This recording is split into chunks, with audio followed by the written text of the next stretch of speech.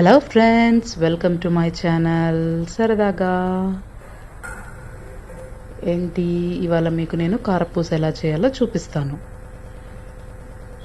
ముందుగా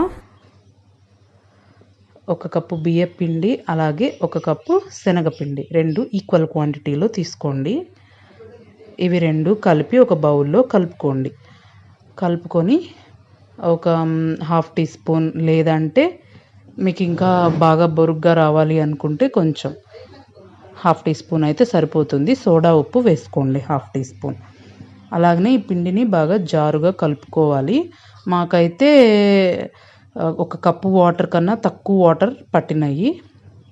1/2 కప్ కన్నా ఎక్కువ, అలానే 1 కప్పు కన్నా తక్కువ వాటర్ పట్టినాయి. ఇలా జారుగా కలుపుకోవడానికి పిండిలోకి మీకు కావాల్సినన్ని వాటర్ కలుపుకొని బాగా జారుగా వచ్చేలాగా కలుపుకోండి. అప్పుడు కారపూస అనేది ఎక్కువగా సాగిపోయినట్లుగా కాకుండా నీట్గా బాల్స్ లాగా చక్కగా వస్తాయి. మీరు కూడా ఈ కారపూసని నేను చేసిన విధంగా ట్రై చేసి ఎవరైనా కనుక ట్రై చేస్తే నాకు కామెంట్ బాక్స్లో చెప్పండి ఎలా వచ్చిందో మీకు. ఇంకా మీరు ఎలా చేస్తారో కూడా ఎవరైనా డిఫరెంట్ వేలో చేస్తుంటే కనుక నాకు అది కూడా చెప్పండి, నేను ట్రై చేస్తాను. ఇంకా ఏమైనా టిప్స్ అలాంటివి ఏమైనా ఉన్నా కూడా నాకు కామెంట్స్లో చెప్పండి. చూడండి, ఇలా జారుగా రావాలన్నమాట పిండి. ఇప్పుడు కారపూసకి సపరేట్ గంట అనేది ఉంటుందండి, మాకుంది అది. చూడండి, ఇలా ఉంటుంది ఆ గంటె. అందులో పిండి పోసుకొని ఆయిల్లోకి ఇలా తిప్పాలన్నమాట. అప్పుడు బాల్స్ లాగా అంత కారపూస పడుతుంది నీట్గా. ఈ పొంగు అనేది ఆ కారపూస ఉడికిన తర్వాత పొంగు ఇలా ఆగిపోతుంది. ఇలా ఆగిపోయిన తర్వాత ఇంకా మనం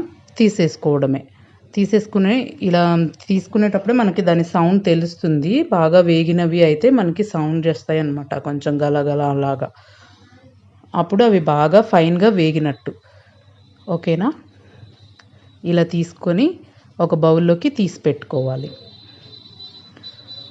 అలాగే బౌల్లోకి తీసి పెట్టుకున్న వాటిల్లో మనము ఇంకా ఏమేం కలుపుతామో చూడండి.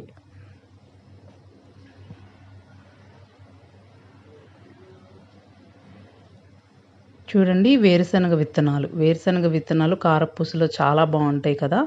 అవి ఇలా ఆయిల్లో డీప్ ఫ్రై చేసుకోవాలి. చేసుకున్న వాటిని మనము అలాగనే కారపూసలో కలిపేసుకోవాలన్నమాట. అండ్ కారపూస వేసేటప్పుడు ఆ పిండిలో ఉప్పు కలపకూడదండి, ఓన్లీ సోడా ఉప్పు మాత్రమే కలుపుకోవాలి. కారపూసని ఇలా మిక్చర్లా తయారు చేసుకునేటప్పుడు మనము ఉప్పు అలాగే కారం కలుపుకుంటాము. అండ్ చూడండి, ఇదిగోండి వేరుశనగ విత్తనాలు వేసాం కదా. ఇంకా దీంట్లోకి నేను కరివేపాకు అలాగే జీలకర్ర వాడానన్నమాట. చూడండి, ఉప్పు కారము మన రుచికి సరిపడినంత వేసుకోవాలి. బాగా కారం ఎక్కువ తినే వాళ్ళైతే కొంచెం ఎక్కువ కారం వేసుకోవచ్చు. లేదు చిన్నపిల్లలు ఉన్నారు, తక్కువ తింటారు అనుకుంటే లైట్గా కారం వేసుకోండి. కరివేపాకుని ఇలా 1 గంటలో వేసుకొని ఆ డీప్ కాగిన నూనెలో అలా పెడితే అవి జస్ట్ ఇలా అవుతాయి. చూడండి, కరివేపాకు కూడా యాడ్ చేసేసాను.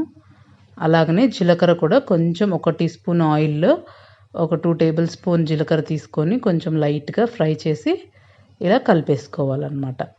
మీకు కావాలి అనుకుంటే బిస్కెట్స్ ఇంకా అలా ఏమైనా కలుపుకోవచ్చు. నేనైతే ఇలా చేశాను.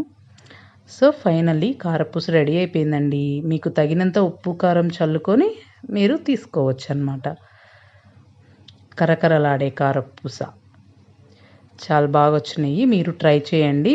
అలాగనే నా ఛానల్ని సబ్స్క్రైబ్ చేసుకోవడం మర్చిపోవద్దు. పక్కనే ఉన్న బెల్ ఐకాన్ క్లిక్ చేయడం అస్సలు మర్చిపోవద్దు. ఇంకా నా వీడియో కనుక మీకు నచ్చినట్లయితే మీ ఫ్రెండ్స్ అందరికీ షేర్ చేయండి, లైక్ చేయండి.